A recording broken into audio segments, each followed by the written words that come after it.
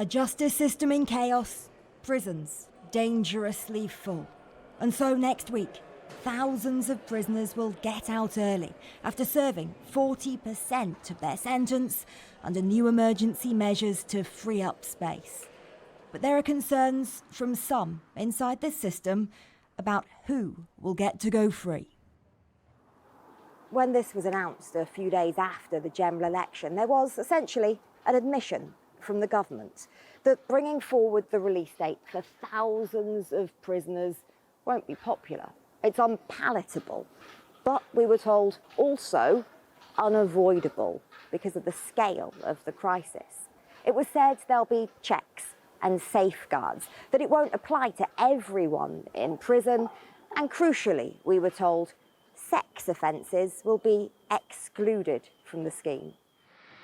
Obviously, we put in place a framework to ensure that we don't release those who create the greatest risk.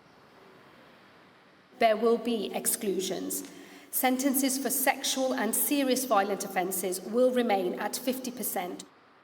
Now, though, a whistleblower working inside the probation service has told this programme about what he sees as a loophole. And he says it means some people who were jailed for sex offences will be released from prison early under this scheme. It doesn't make sense to me. Speaking anonymously, what we can say is he's a probation officer in the north of England. He told us about the case of a sex offender considered high risk who will soon be released 4 months early under the new scheme. So there's things we're putting in place, but the clock's ticking all the time.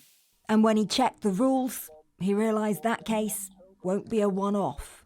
We've been told repeatedly that sex offenders won't be released early under this. Well, indeed, it's a definite loophole to me. It doesn't fit with justice. It certainly doesn't fit with victim rights. What he calls a loophole, although the MOJ refutes that description, will affect some prisoners serving time for crimes excluded from the early release scheme, like sexual offences, if they were also sentenced for another offence that does qualify, like theft or common assault. Complicated, yes, and piling more pressure on probation. Exclusive data obtained by Channel 4 News reveals for 18 consecutive months to this summer, the probation service was consistently working at around 120% capacity. The probation service is already facing huge pressure, and I've described the efforts going on by hard-pressed probation officers as heroic. I think it's important to understand that Parliament has made the regulations out on how this works. The government has explained that this is not something they necessarily would have wanted to do. They had no choice but to implement this scheme. The Ministry of Justice says it inherited a justice system in crisis, and without the early release scheme, there'd be no room to lock up dangerous criminals. For some, though, there's a concern the pressure will just shift to another part of the system. Well, joining me now is Ian Lawrence, General Secretary of NAPO, the union representing probation staff. Ian Lawrence, I wanted to get first your response to the issues that you've just seen there in Clare's report. Well, I'm not surprised by the whistleblower statements. It's the sort of thing we've been saying for many, many years now. The plain fact is there are too many people in the UK prison system. And until we get a holistic look at the sentencing regime that previous governments and this government are going to operate, you're always going to have an overcrowding crisis. And this is a desperate measure to meet desperate times. But we have severe reservations about it.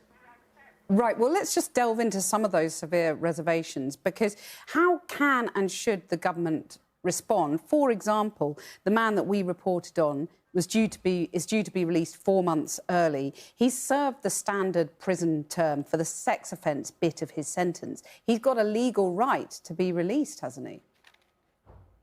That's now enshrined in statute, yes. And as you said, it's not an ideal situation, not a good look, particularly for the victims' families. But it is a desperate measure to meet what is an intolerable crisis. And one can understand why the government has moved this way. But it's going to heap pressure on probation. We still are struggling, even under this new scheme, to have the necessary time to prepare for early release, whatever the circumstances are. And then there's the issue of what support services are out there when people are released. So it's not great. It's not great, but the alternative is that some people would never have been arrested. And this is an even more worrying issue. Well, the government says that it has given you weeks to prepare, but now just days away from what we now know, some sex offenders are going to be released. Are you ready for that? Are you prepared? Well, let me tell you, our members will do their utmost to make sure that they take all the steps in terms of public safety. If there are licence conditions ascribed to the release plan, then we will obviously be involved in that. But we have been saying that we needed to be consulted on this scheme far more widely than we were. Much of this has come to light quite recently. And that's my big disappointment, because I expected the new Lord Chancellor to really take account of what expert practitioners have been saying. That needs to improve, and the government needs to improve the reward package and the motivation package for probation staff, because we're understaffed but overworked and people are crashing out with illness. It's not good. OK, well, the government says that the crisis that the previous government bequeathed them meant that they had no choice but to introduce this early release programme to stop a crisis that would have overwhelmed the justice system. But if the public is potentially at risk, does the buck stop with this government or the last government? No, I think it stops with politicians who have to make these decisions, and the last government's not here, so it will fall on the shoulders of the new Lord Chancellor. We are told by senior management in probation that everything is being done, factored in, to reduce the risk of further serious harm cases. But we know from our own experience that whatever government is in power, if you don't have the necessary checks and balances in place, then these further offences can happen. Our members will be doing their best. They don't go to work to see people hurt. They're trying their best, but they're under massive pressure right now. Indeed. Ian Lawrence, thank you very much for joining us.